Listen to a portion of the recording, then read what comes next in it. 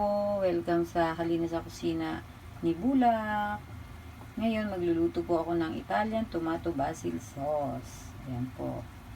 Meron po akong tomatoes, onion, and garlic, red oregano, salt,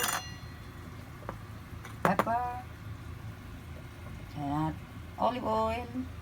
Ayan ang nakuha ko po sa hardin. Aking munting hardin dyan sa veranda.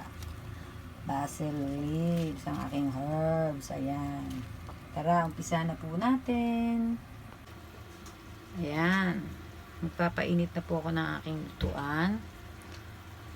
So, bago po pala yan, mamaya ito, ay, ikakat po natin siya. Paano natin siya ikakat? Umpisa tayo dito. Sa malaki hanggang sa maliit. Ayan.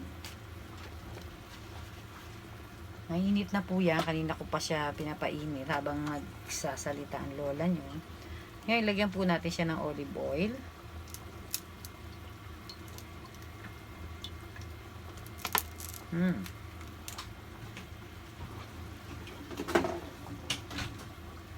Medyo madilim, no? Tinamad mag-ilaw. Ayan po. Painitin lang natin. Ako, ayun na naman. May maingay na naman. My goodness. Anak, ligo ka na.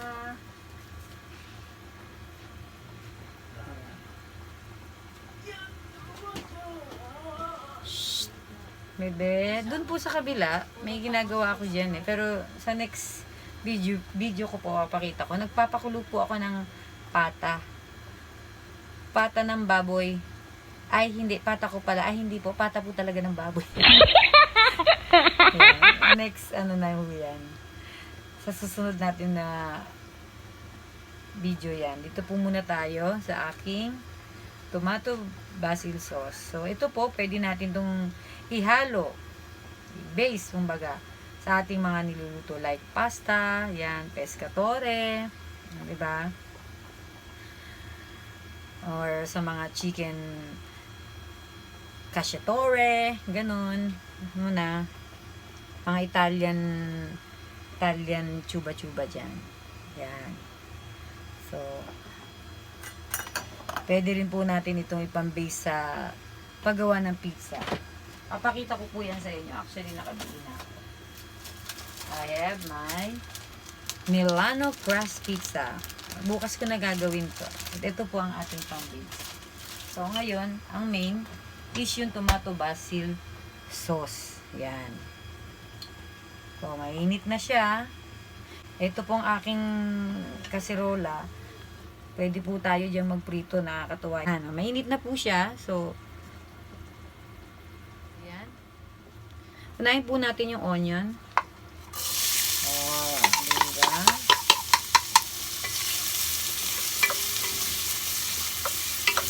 Tutay lang tayo. Yan. Para lang urasan. Dito muna sa ating basil kasi baka malanta siya dyan sa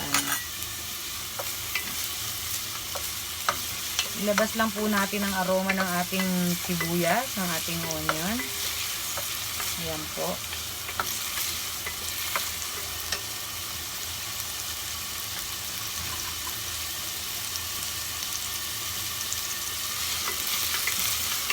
So, ayan po.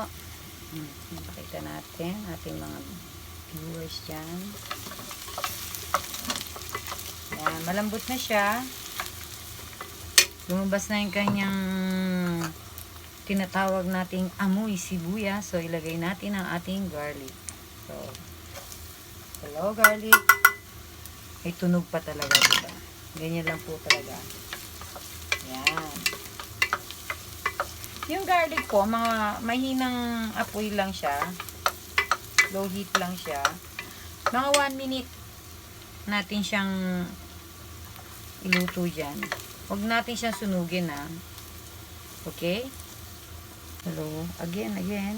Ito po pala yung ginamit kong tomatoes, La Preciosa. Dito po sa Japan, Sa Caldi ko po ito nabili yung shop. Pangalan po ng shop is Caldi. Lahat po ng mga galing na ibang bansa na mga imported na gusto ninyong mabili.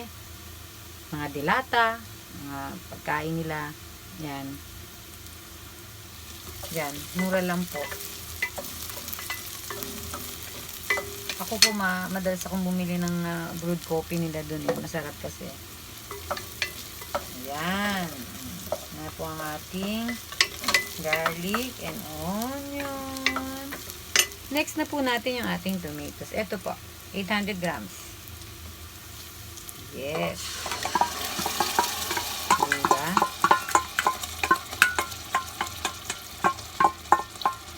Saglit lang po natin lutuin and then tomorrow makakagawa ka na ng kahit anong gusto mo. I-base yan. Pang-base, tomato base.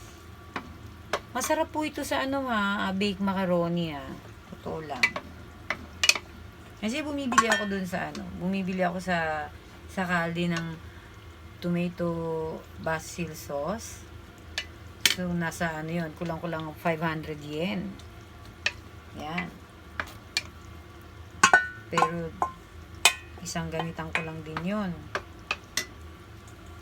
Ito, mura lang Ito, wala pang piso to Wala pang 100 yan. Siguro, 98 yen to.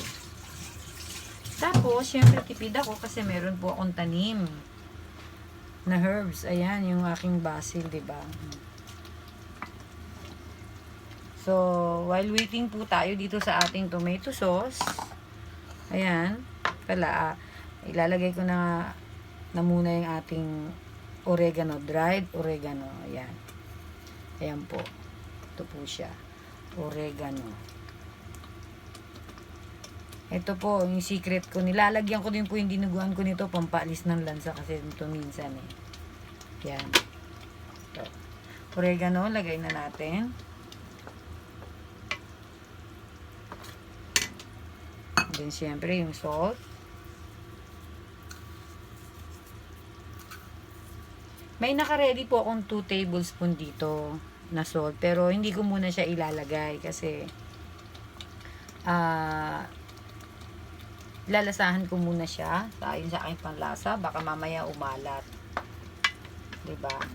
So, ayan po. And then, lalagyan ko siya ng paminta. Ayan. 1 teaspoon.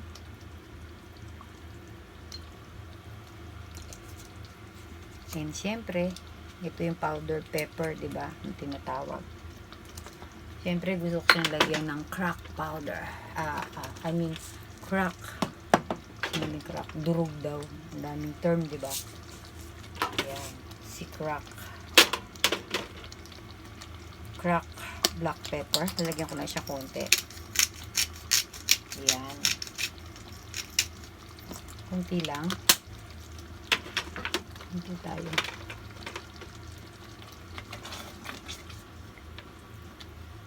Ayan. Hindi ko alam kung pasta ba ilalagay ko dito, pizza. Pero bukas siguro, gawan ko yung anak ko ng pizza.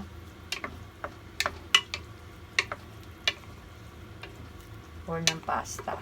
So, papakuluan lang po natin siya. Isi-simmer lang natin siya sisimmer lang po natin ng yan. Ayan, ito po. Takpan natin. Isimmer lang po natin ng 15 to 20 minutes.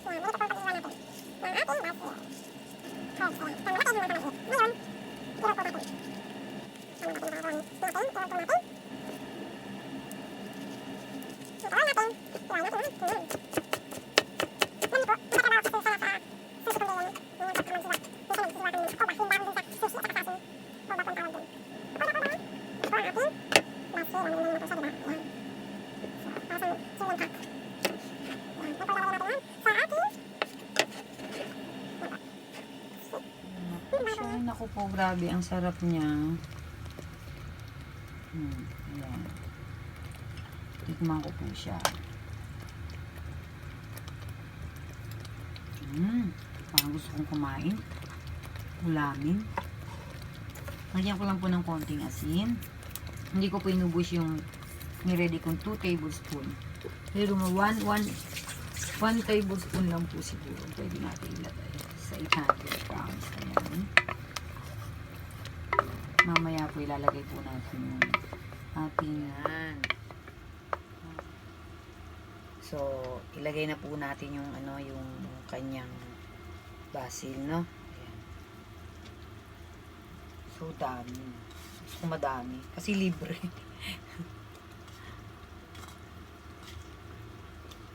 Libre po dyan sa aking hardin. Para hindi po siya malanta. Ayan. Malanta agad-agad para makita mo pa rin yung basil, ano? Ayan po. Taas ko lang. You see? Wow. Bukas ipipizza ko yan. Pang ano ko sa pizza yan. Pang-base natin. Ang bango eh.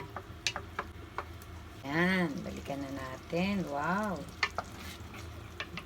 Sarap nito.